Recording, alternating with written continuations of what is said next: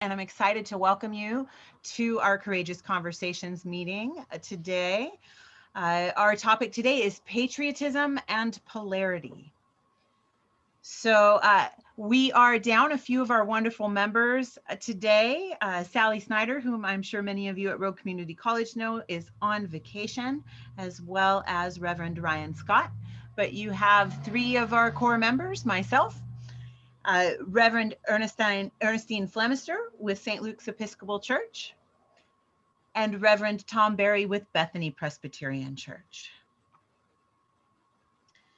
So from education to action, you can see we have these great partnerships going on in our community. We're excited to welcome some familiar faces back and to move on to our next slide and go over some of our basics today, which is primarily our mission, which is to enrich, support, and celebrate our diverse community by acting as a catalyst for inclusion, continuous learning, understanding, and acceptance through active engagement and facilitation of educational opportunities that challenge biases and deepen conversations.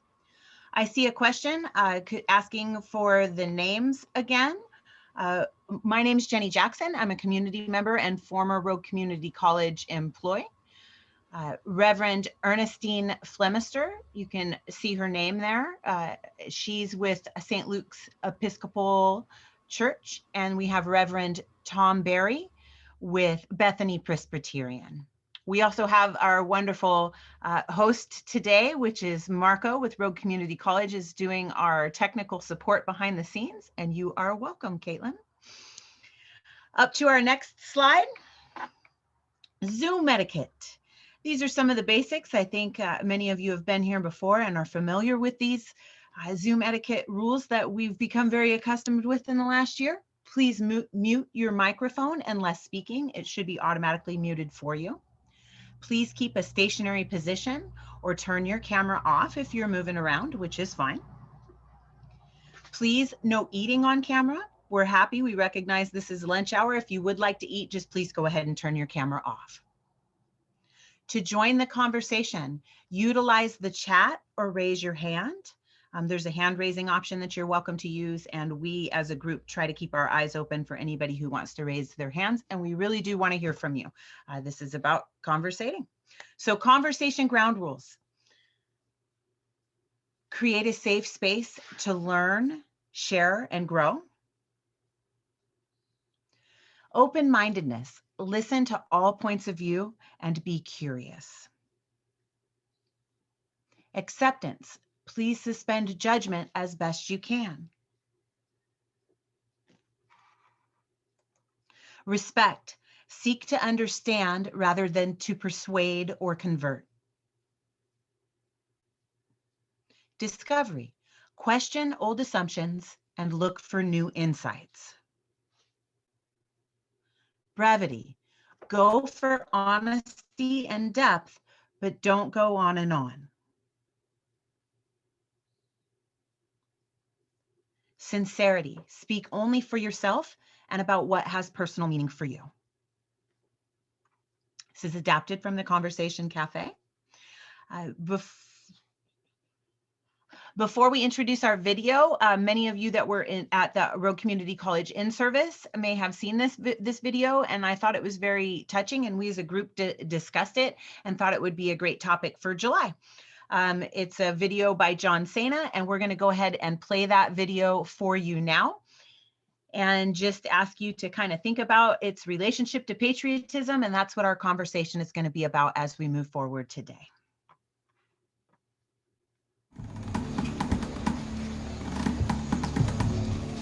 Patriotism. There's a word thrown around a lot. It inspires passionate debate and is worn like a badge of honor, and with good reason, because it means love and devotion for one's country. Love. For a word designed to unite, it can also be pretty divisive. You see, there's more to patriotism than flag sequin onesies and rodeos and quadruple cheeseburgers. Patriotism is love for a country, not just pride in it. But what really makes up this country of ours? What is it we love? It's more than just a huge rock full of animals like cougars and eagles, right? It's the people. Do me a favor. Go Close your eyes for a second. I want to try something out. Picture the average U.S. citizen. Think about it. How old are they? What's their hair like? How much can they bench? You got one? Okay.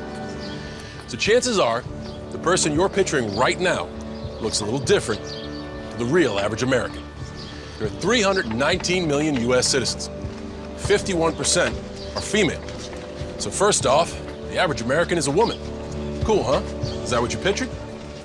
54 million are Latino, 40 million senior citizens, 27 million are disabled, 18 million are Asian. That's more people in the U.S. than play football and baseball combined. 9 million are lesbian, gay, bi, transgender, more than the entire amount of people that live in the state of Virginia. Around 10 million are redhead, 5.1 million play ultimate frisbee, and 3.5 million are Muslim. Triple the number of people currently serving in the United States military. Almost half the country belongs to minority groups. People who are lesbian, African American, and bi, and transgender, and Native American, and proud of it. We know that labels don't devalue us, they help define us, keeping us dialed into our cultures and our beliefs and who we are as Americans. After all, what's more American than freedom to celebrate the things that make us, us? I mean, it's stitched into the stars and stripes of this country, from the Constitution to Gettysburg, to our motto, E pluribus unum, from many, one. It's even in our country's name, the United States. This year, patriotism shouldn't just be about pride of country. It should be about love. Love beyond age, disability, sexuality, race, religion, and any other labels. Because the second any of us judge people based on those labels, we're not really being patriotic, are we? So let's try this one more time. Close your eyes. Picture the average Joe or Joan or Juan or Jean-Luc. The real people who make America, America. And this year, whenever you feel the urge to don those star-spangled shorts, set off fireworks the size of my biceps to show love for our country, remember that to love America is to love all Americans. Because love has no labels.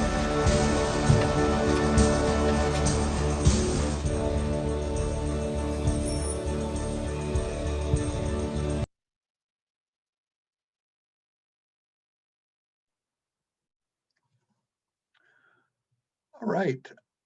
Well, I'm just curious. You can wave a hand or put a hand up. Was that the first time for anybody? The first time they ever saw that?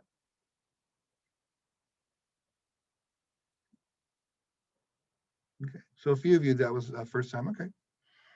And that's, again, that's just my curiosity. But let's go ahead. We wanted to go ahead and play that because I think for me, it's a good, well, it's a good piece to see, but it also kind of primes the pump, I think, and I'm hoping. So we have some questions to ponder and to share, and we have a number of them, but we're going to start with this. What are your reactions to this video? And then we'll see where that takes us, and we'll move on to some other questions. You are welcome to. I'm going to see if I can get a better view here.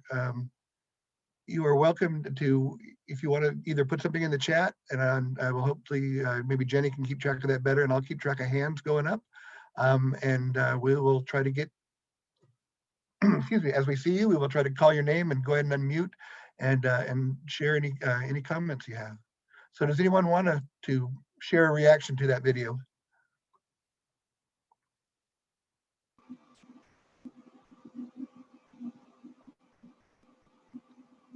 I see a hand up, Michael Little, and then I also see Janet Franz has her hand up. Great. Let's start with Michael, and then we'll get to Janet. Hello, good afternoon, everybody. That was the first time ever seen that. It's nice and feels great to hear that. And I think that's what we've needed for a while. And if we can get everybody on board to feel that way, we would be in a better position. So I thought it was very well said. For sharing that. And Jan, I'm looking for you. I'm going back and forth, but Jan, wherever you are, you're next. I'm here. There you are. Go ahead. Question, that was a video? I didn't see a video. Can you hear me? Yes, I can hear you. Yes. You didn't see it on your screen? You weren't able to see? Okay. Oh, I could hear the audio. It was wonderful, but I couldn't see the Oh. screen. I couldn't see the video. Oh, Can I see it somewhere else sometime? How can we Yeah, can find that for, yep. Yeah, I'll send you the link. Oh, thank you. Welcome. Did you have any reactions to what you heard? I thought I was frustrated trying to find the video, so I didn't hear it very well, but Okay. it sounded good. It sounded like we all are one. You know, America, United States. Anyone else wanted to share a reaction to that?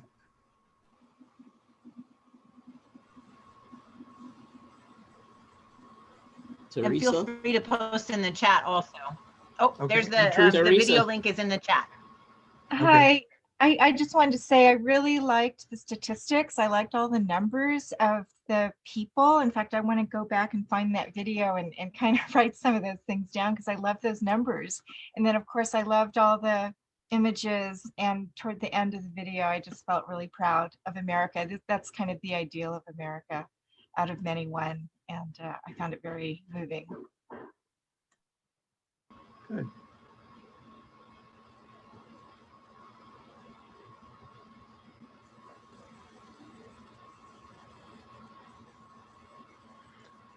So our next question here is, what do you think, or what do you think is the difference between patriotism and nationalism?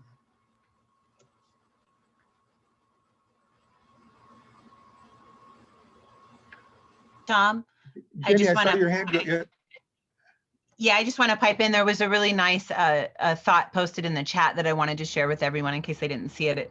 I think it's Please a do. beautiful video, and truly sad that with all this truth and the statistics available, that some people insist on thinking that it is nothing but liberal lies and such, and that only whites should be counted as American. Yeah. And I think that, and thank you for sharing that. And I think that kind of goes into our next question here of patriotism and nationalism, because I too thought it was a fantastic video, but it also, the reason that video was made is because that ideal is not being realized for so many people, that we need to say that. And the reason we need to say that is because it's not happening to the extent maybe that a lot of people believe it is. So, which I think brings us into this piece between patriotism and nationalism. So I guess I'd be curious to know if folks have comments on what they think the difference is between patriotism and nationalism. I have a thought that maybe patriotism is you have pride in your country and you want to make it better, and nationalism is you view your country as better than everyone else, and that you need to keep it special by excluding people from being a part of your nation.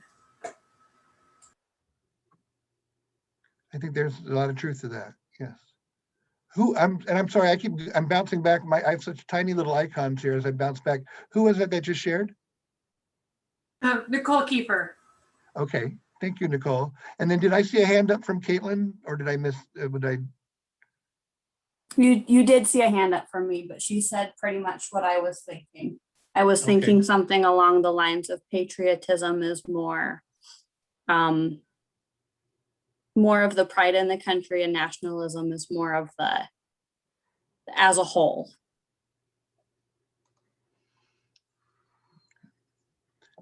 And we did, and that's lovely that you blurted out, Nicole. It's wonderful to hear your voice.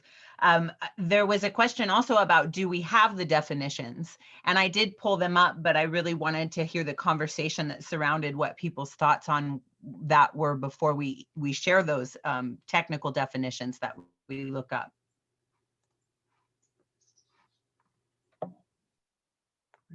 I believe Michael has his hand up. Go ahead. Thank you.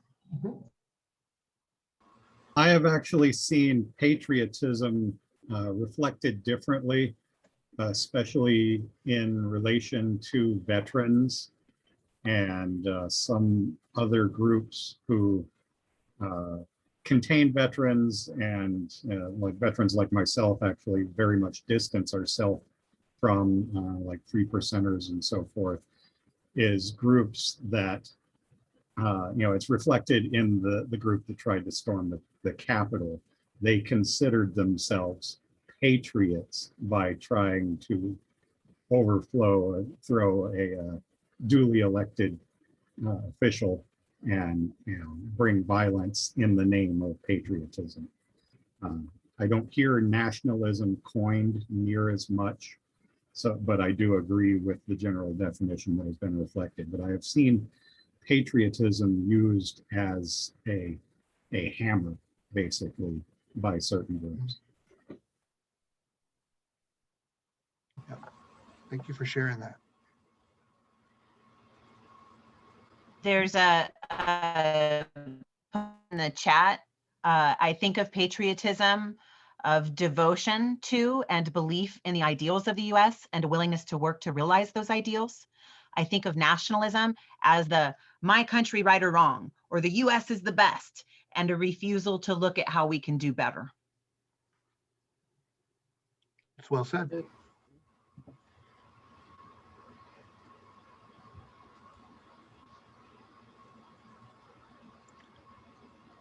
Let's go ahead and go to our next question. I don't think I've missed anybody. Like I said, I'm bouncing back and forth, trying to keep my eye on the hands. Well, we've kind of done. There you go. I found this to be an interesting question when we were preparing for this. When you see a flag flying, what assumptions do you make? I was looking forward to seeing what people shared on that. Travis, did it? I mean, I understand that it would be an assumption, but probably conservative, maybe a military background, Republican most likely. Okay.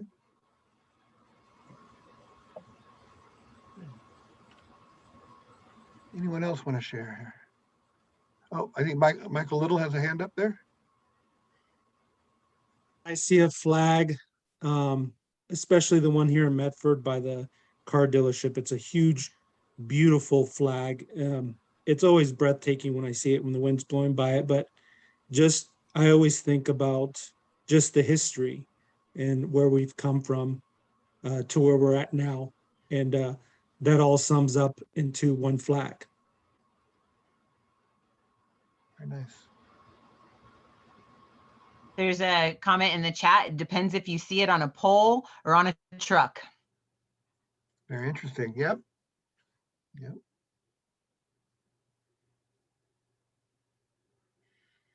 And I like the way the question's worded because, and I think people have spoken to this.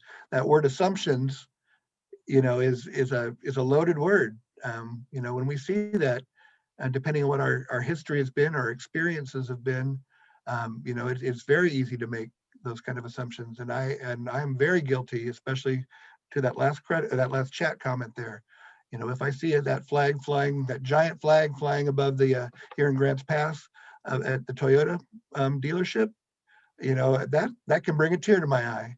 If I see it on the back of a truck with a bunch of other flags, it can frustrate or anger me depending on how it's flying and what else is on the back of that truck.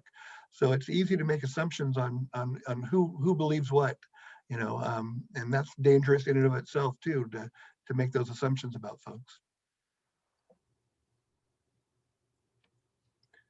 Jenny, go ahead. We have a comment in the chat that says, I think of my dad and uncles who served in the military. I think of a country where we are free.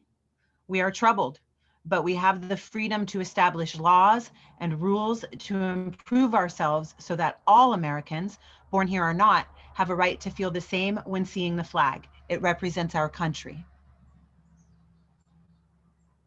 Very nice. Have one more. I felt like the flag has been co-opted by certain groups. My husband and I were reluctant to put out our flag for a few recent months for what people would think of our political leanings. Another one, when I see it at a home, just the American flag by itself, I think that family might have someone who has served in the military.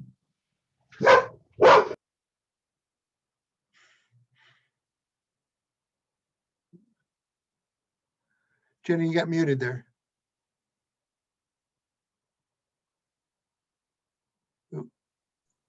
I'll go ahead and continue that comment. It says, when I see it at home, it's just the American flag by itself. And I think families might have someone who serves in their family.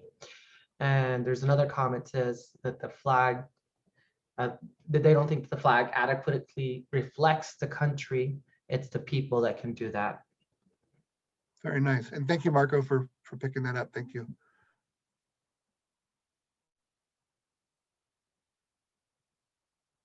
Let's see.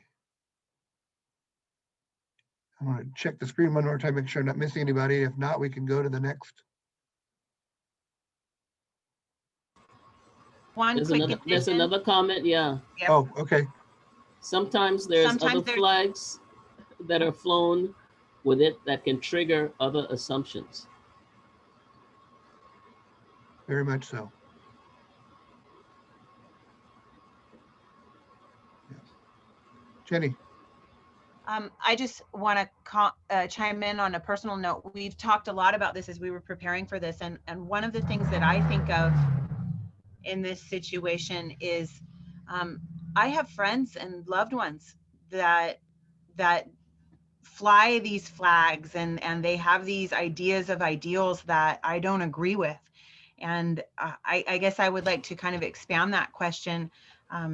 Do any of you have that same experience where you have these people that you love and respect and that you know are logical and reasonable, that have these kind of ideals and associations that they're really proud to put out there? And what are some ways that you can help or talk with them or deal with that?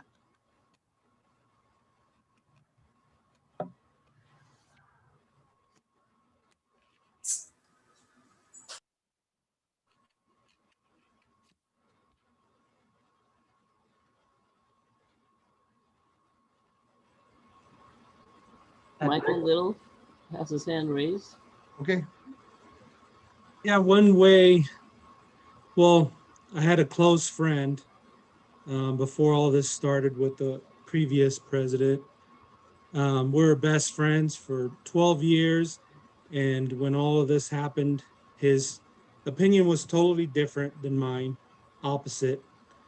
I just respected his opinion, listened to him. It didn't change my mind, but I did take my point of view to the voting. And that's where I think is the most impact. Okay. Nicole, did you have a hand up? I did. I don't know what happened to it. I was just gonna say, I think sometimes it's discouraging because there's a certain amount of education that's required to kind of understand the negative aspects of our history, right? And like with certain flags and all of that, and trying to condense all that down in a way that people can understand it if they're not interested in getting that education in a way that they can to digest and accept, I think is really hard, because I think it can be overwhelming. Mm-hmm. Yes. Jenny. I'm seeing some comments. There will always be extremists with construed ideals of any symbol. And I really like what Richard said. Mostly for me, I try not to broach the subject and keep things positive. That came after we had some conflicts that saddened me. And I really resonate with that, because I can be pretty outspoken, as those of you that know me know. And I don't want to alienate or divide myself from people that I love, especially when I know that they have good hearts and maybe just don't always have good mouths or maybe political leanings. I'm not even sure quite how to say it. But really, for me, life is a lot about intent. And when people have good intent, that's a positive thing. It's scary. I think that's why we're having this conversation is the division we see in our families and in our nation, and how to get through that together.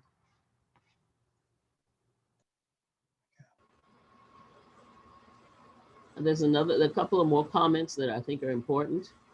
One is, I think it's important to remember not everyone is reachable, teachable, or ready. Modeling positive behavior can be powerful in these situations.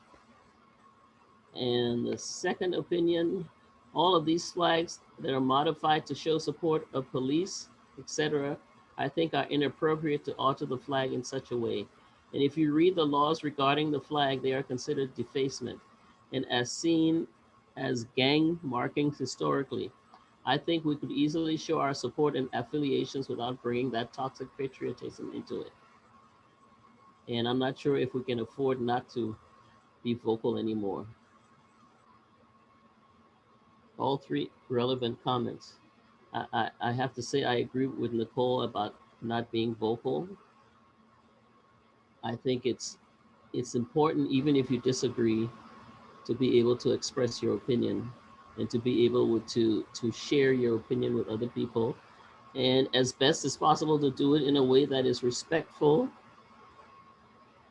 I know it's not always possible because sometimes people, the stress level and the anger level gets to a point where people start screaming and it's upsetting, but I still prefer the option of speaking up rather than not speaking up.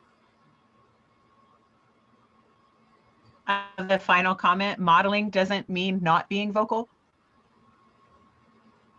I agree.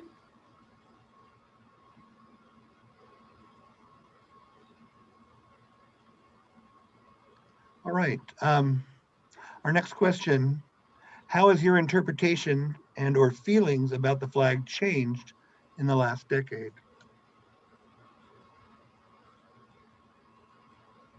Caitlin. So this is an interesting one for me because I am in my early 20s. So when I was a kid, I always viewed the flag as something very patriotic. It was the symbol of our nation. And as I've gotten older, I've started to realize there's more to it than just the fact that the flag is a symbol. Okay.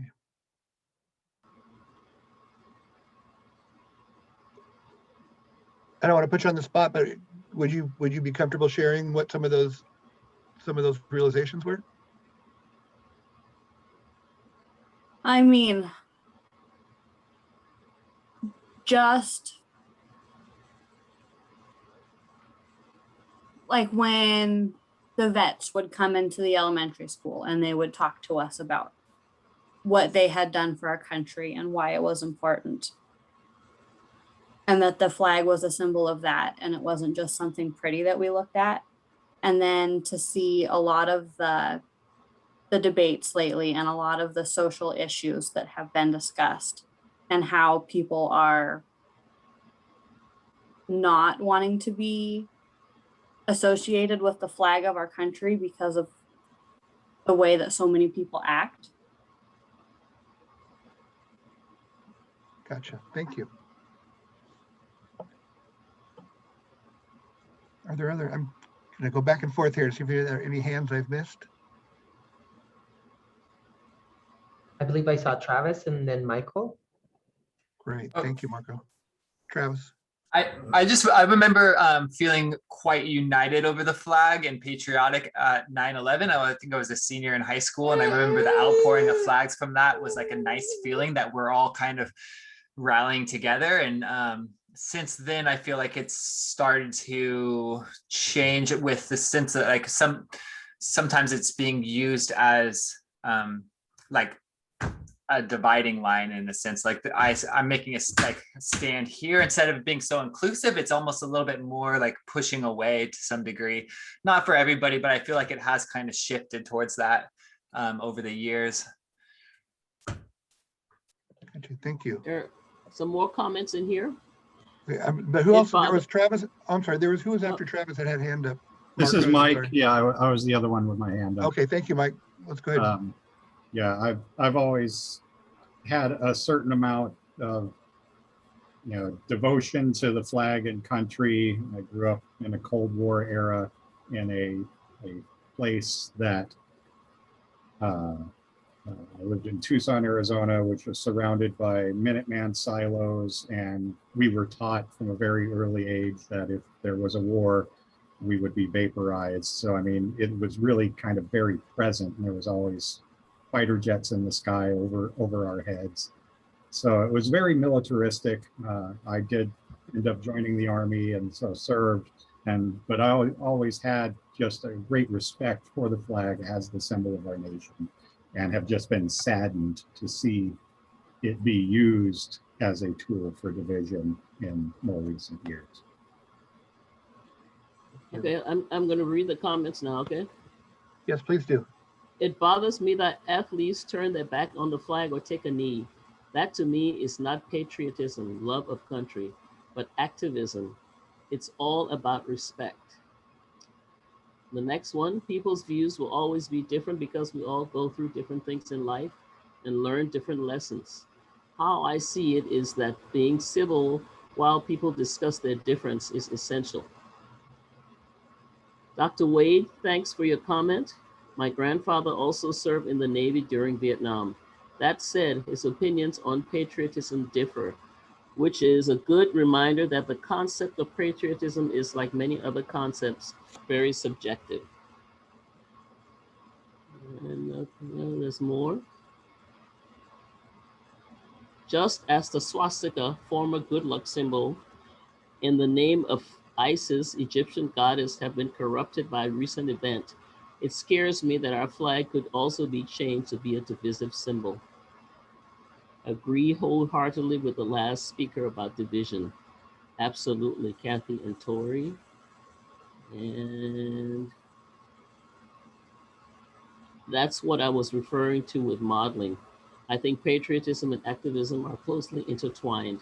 If a person loves their country, they would put that love into action, activism.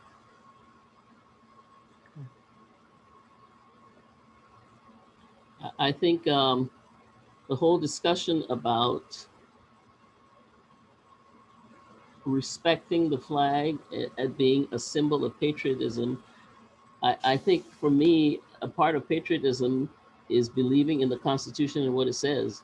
And if you have freedom of speech to choose how you want to protest, then you can do that. The flag is a symbol. If you believe the Constitution and you believe we're not living up to what it says, and you want to take a knee and you want to turn your back on the flag, I don't think for me it means that you're turning your back on your country. I think it means that you're challenging your country to live up to what it says it believes in and what it wants to achieve.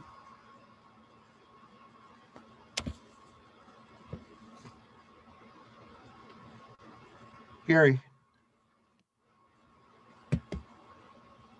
I'd like to follow up on that. I come of age during the Vietnam War, and from what I've seen, our country can be wrong. It could be immoral. It can do things that will devastate thousands of people. And I think patriotism is vigilance. Thanks. Thank you for sharing that.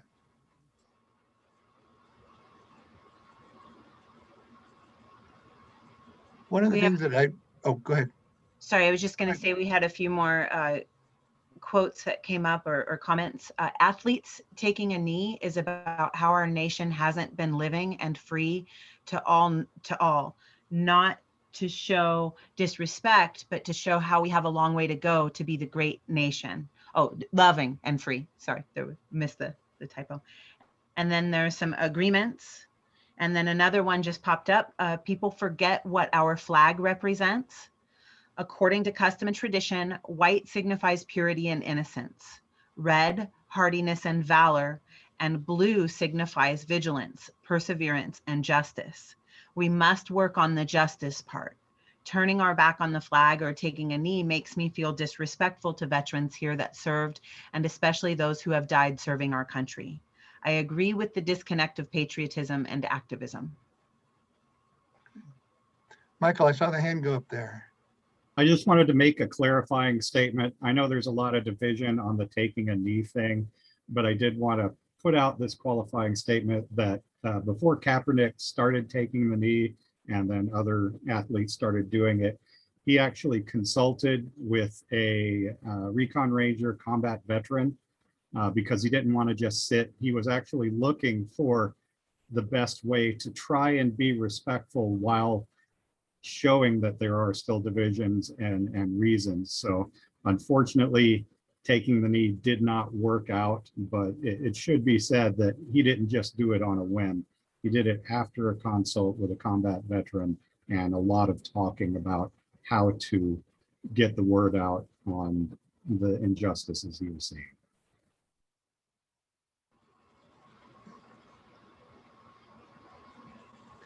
I was just want to share real quickly myself as I've thought about and listening more to this conversation, but as I've thought about this subject quite a bit, and I'm a history major, and so I studied U.S. history quite a bit. I have not served in the armed forces, so I do not bring that perspective. But it always comes back to me, that the flag, and I've heard this used today on many occasions, is a symbol of who we are. It's a symbol of our country. So I always have to ask what that represents. And I think at times, like any symbol, we get in trouble when we worship a symbol and we forget what it represents. And as a pastor, I find that oftentimes with the Bible, that, folks, we have discussions and I find out that they're really worshiping the Bible and the words, or at least particular words they like, and can't get past what the Bible, in my opinion, leads you to, which is that relationship with God. And I could go on, as Christians or whoever else, whatever else your tradition is. But I think that's one of the things that happens, unfortunately, whether people kind of as Christians get too involved or too focused on the Bible and don't look at the bigger picture. And the same thing with our flag, that it becomes not the symbol of something much bigger and much more important, but it becomes the focus. And then people get offended or people use it in ways it was never meant to be used. And this morning I was not able to watch much of it, but some of the video of the storming of our Capitol, to see that flag, our flag, the flag that I do respect and means so much to me, to be used as a weapon by folks against other citizens, against law enforcement. That was a very hard thing to watch this morning. And I think for me, honoring and respecting the flag means I need to challenge it. It's, during Vietnam, it was my country, right or wrong. So that means you accept everything that your country does because you're a patriot? I don't think so. I think you're more patriotic when you challenge the things that your country does. When you say to your country, this is not what we say the flag means. And so I want to draw attention to this and I want us to make changes. So I think for me, patriotism is more about challenging than just laying down and saying, oh, everything is okay. And and I have to say that I have to go back to reference Frederick Douglass when he talks about what the 4th of July means to, and at that time, African Americans, enslaved people, that, yeah, you're celebrating freedom, but that freedom doesn't apply to me. And so when you say the flag, it represents this, that's not what it represents to everybody.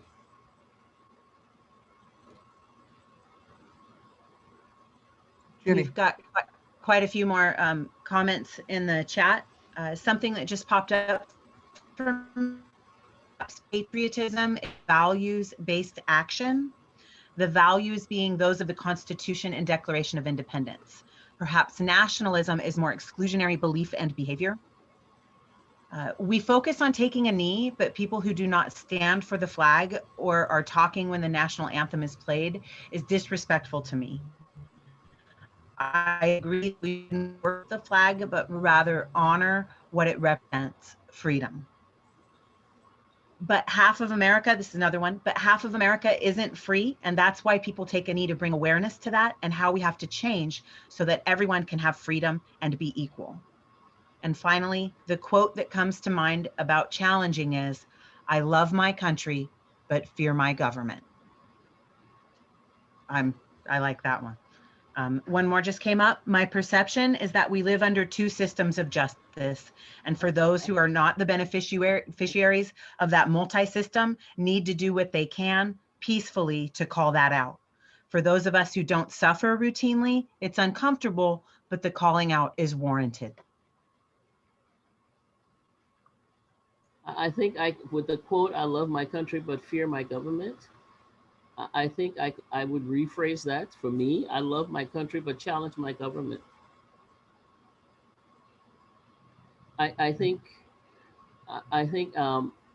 I am a naturalized citizen, and I came from a country in West Africa where governments, without the aid and help of government, people die and suffer. So for me, my understanding of the role of government is completely different from what a lot of people here might think of fearing government, and government is not allowed to do this. For me, government is more of a lifeline for a lot of people than something to be feared.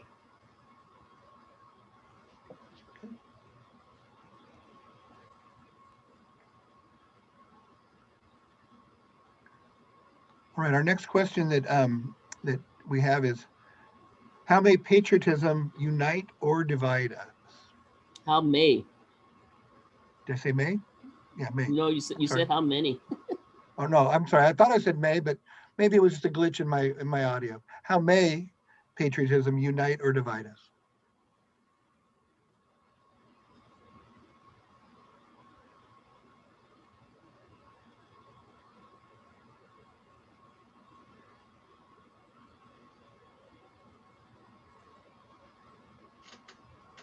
Jenny.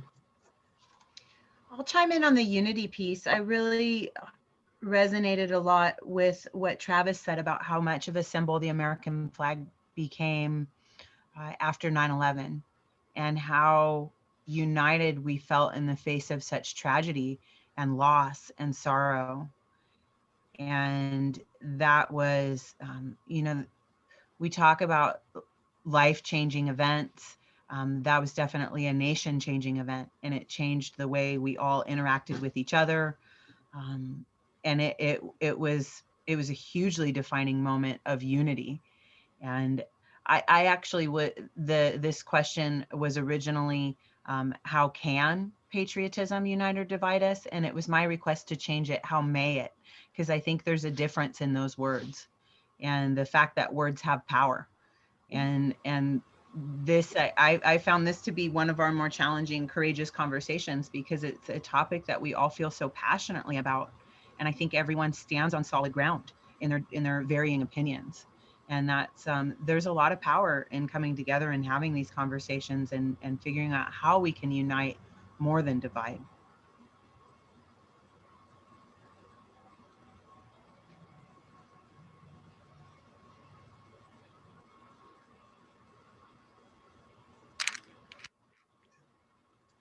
I think for me, the issue of uniting is common good. And I think we, in many ways, we have lost a sense of the common good. And so I think patriotism can unite us when we're all working for the common good. And I think the common good is, like many people say, issues of justice, issues of equality, issues of respect for all peoples. And so I think when we unite on those issues and we consider it an issue that is beneficial for all of us, rather than my tribe or my group, and I'm only working for the good of one particular group, then it divides us. But when we're looking for for equality for all of us, when we're looking for justice for all of us, then it unites us.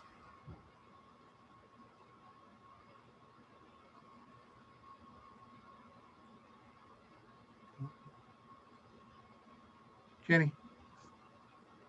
Just going to jump back into the chat because I just was able to catch up on it and saw some really poignant thoughts that were expressed there. It's problematic to put all veterans into a group. Veterans are made up of all different peoples. Many veterans support athletes taking a knee. If what the athletes are doing bothers you, you should definitely own the feeling. I just don't think it's a great idea to use an entire group of people to back your feeling. And then an agreement. And then another one, how about instead of fearing my government, I don't trust my government.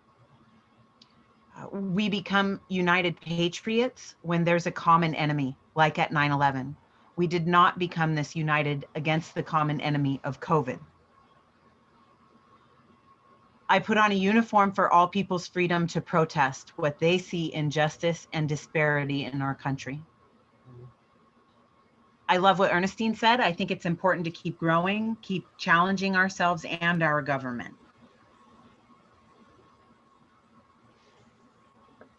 I believe Tori. Please go ahead. I'll throw out that one final one and we're caught up on chat. A controversial subject, but imagine if all states have been united when fighting against COVID-19. We might have been a lot better off than we are today. Tori, you have your hand up.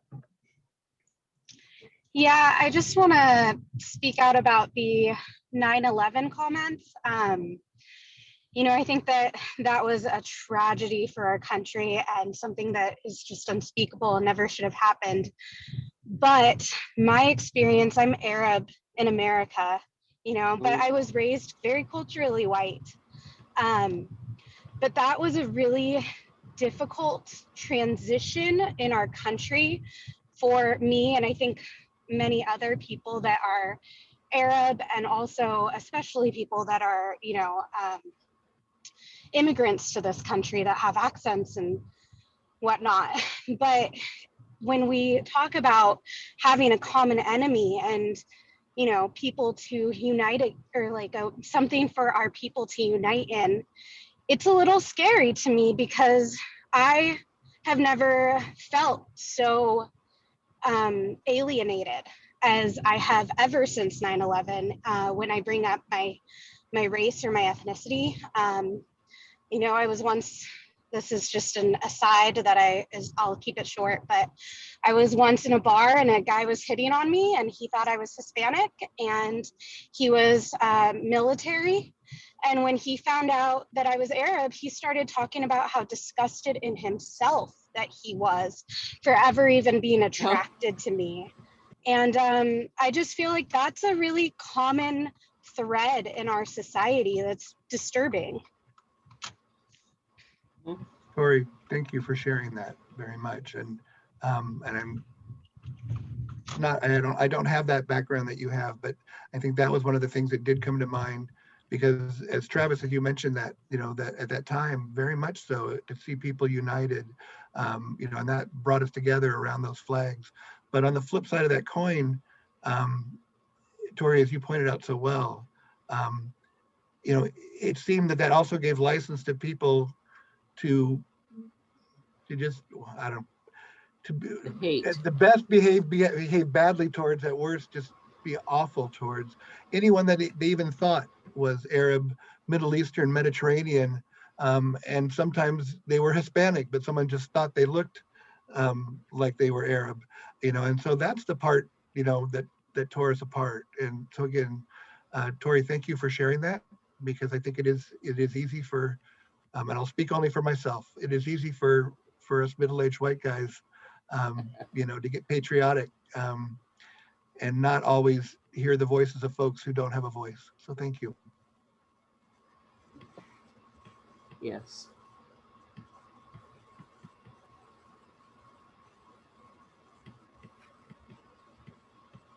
Tom, I'm going to chime in. Tori, thank you so much for sharing that. It really, it brought back some memories for me also. I traveled to the Philippines for 30 days, which is about 30% Muslim. And my first night there, I stayed in an area where Americans and white people very rarely go. And I was with these wonderful Muslim people who opened their home to me, and we were discussing the ideas that we had about each other's cultures. And so they're like, so Americans hate Muslims, right? And I was just so ashamed. And I was like, you know, I don't think that they hate Muslims as much as they're just afraid because they don't know. And that was my response at the time. And it was really eye-opening to me to see how much our perspective can be interpreted by, you know, halfway around the world.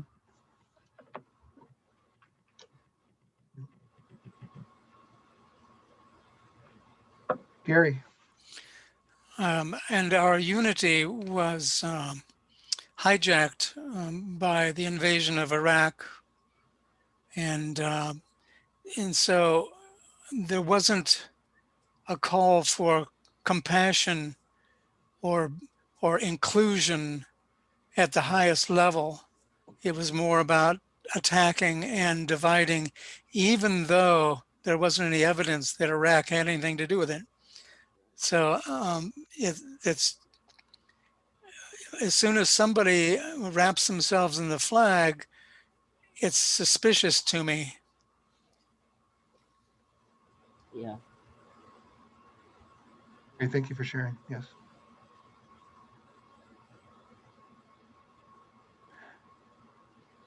Just listening to some of the things that are being shared, it's you know, something again I've thought of, but I haven't thought of in a while, and it's coming, you know, and which is what I like about this venue here.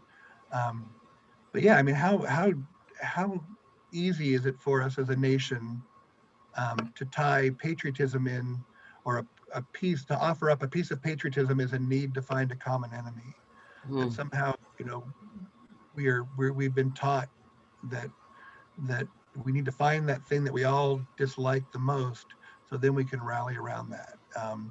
You know, and again, when attacks are made and wars are fought, you know, that happens. I'm not saying it's right or it's wrong. That happens, but that rhetoric of trying to find that common enemy, I think we do a lot more disservice to so many people when we lump people into groups that way.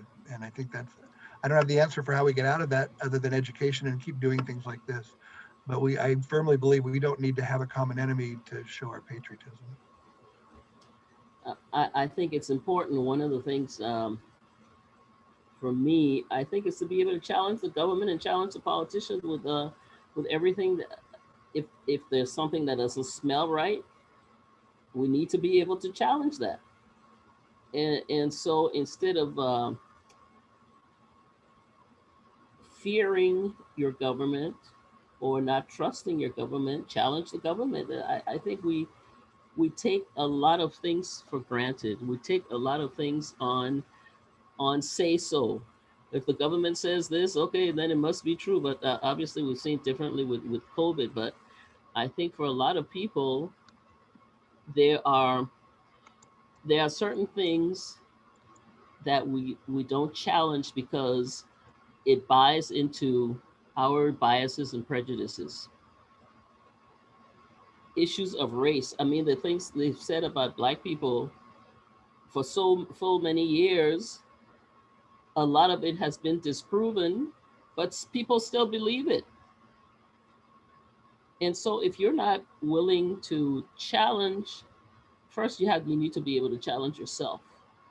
And then you need to be able to challenge the people around you. And then you need to be able to challenge your leaders and politicians. That we all have access to the internet. We have more information than we know what to do with. You can verify information. And so we don't have to remain in the dark, so to speak.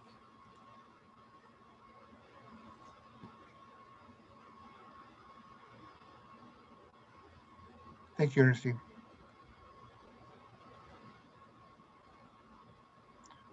Jenny, how are we doing for time? And what do we need to be doing to wrap up? I think we're getting close to that time.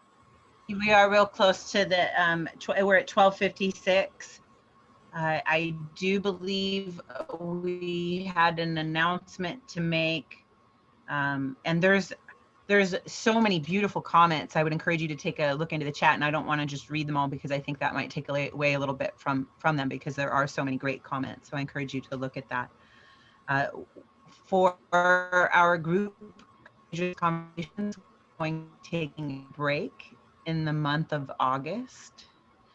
So we won't have a meeting in August, but our meeting will be September 28th, once again on the 4th Tuesday of the month, which will be in the first term of school for RCC. And our topic is going to be Asian American allyship, which I did see come up in the comments, you know, the discussion of the backlash against Asians after COVID has happened. And so that's going to be our focus for our next program and meeting for Courageous Conversations. And once again, we won't be meeting next month in August. And I just really like to thank all of the regular faces that I see here consistently, and for you all sharing your stories and your experiences and your thoughts. And this is just such an